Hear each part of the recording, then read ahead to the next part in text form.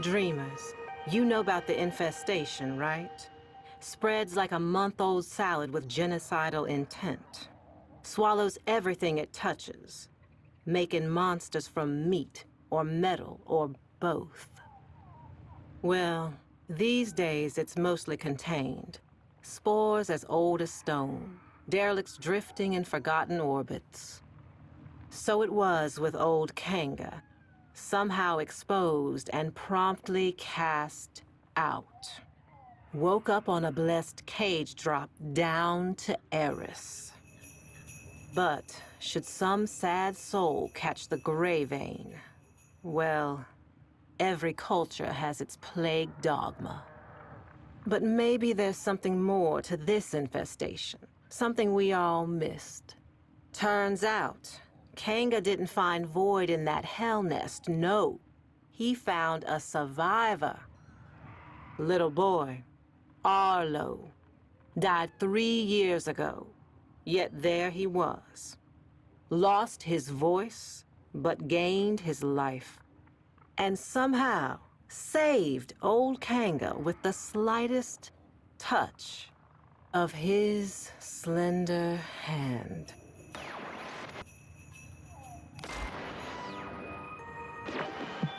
My mother was a cynical woman, smart as she was cruel. Nora, she said, no disease spreads faster or further than the ones in our head. She was talking about ideas. Mine was that old Kanga and his Wonder Boy would have been splayed out in some bio-trader's lab by now, or blood studies for the Grineer command. Dreamers, I was wrong. Kanga's gray vein was just the beginning.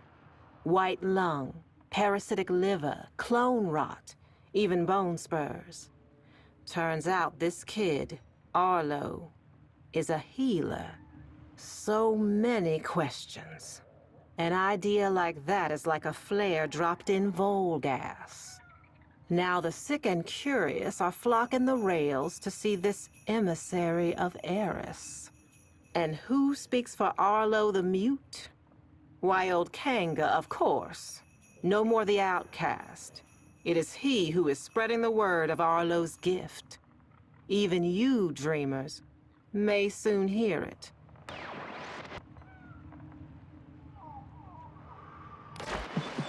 Whether you're bad news first or bad news last, tonight I got you covered, 'cause bad news is all we got.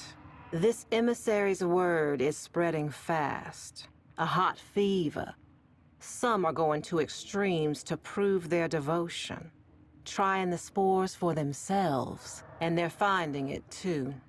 Some lunatic spikers jacked the solar nav and flagged the derelict zones for all to see. Old haulers and new hopefuls out there are proving just how smart most people aren't.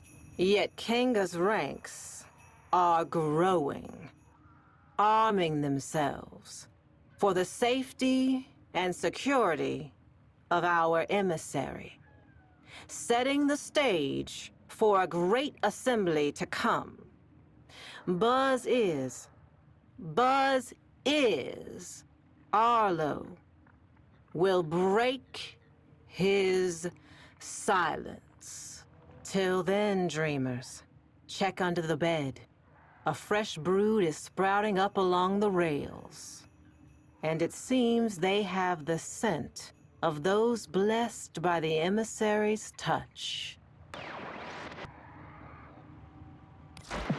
Y'all did see this coming, right, dreamers? Surely did, but not like this. A grand gathering before the emissary and his speaker. Standing room only. Bodies pressed to bodies. A great overheated mass breathing as one. Waiting for their beloved healer mute to speak.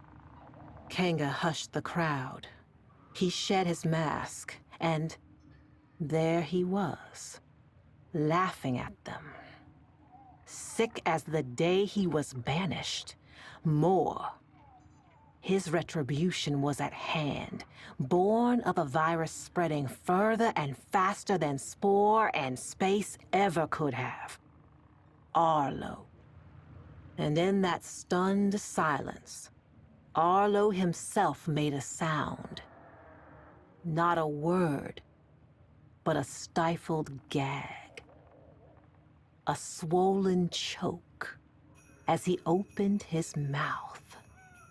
And there it was, pointed, black, a tongue, but not, snaking and bulging and splitting him apart. I looked away then. I had to. But that sound stays with me.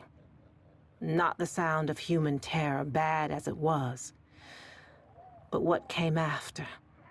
The grinding wet, the rattling flutter, the congregation converted in the truest sense. Dreamers, you all got your work cut out for you. Though this movement has lost its head, the body still lingers. It's a bad cycle, Dreamers. Arlo's devoted had a party and you're on cleanup detail. Derelicts are threatening every settlement from Mercury to Eris. And my sources say you're uniquely qualified to contain them. Meanwhile, I've been thinking, not about Kanga, but about what he actually found down there. Arlo, whatever he was. Some kind of lure? An evolution to bait us in? Is there more to this infestation than fangs and acid? I know what my mother would say.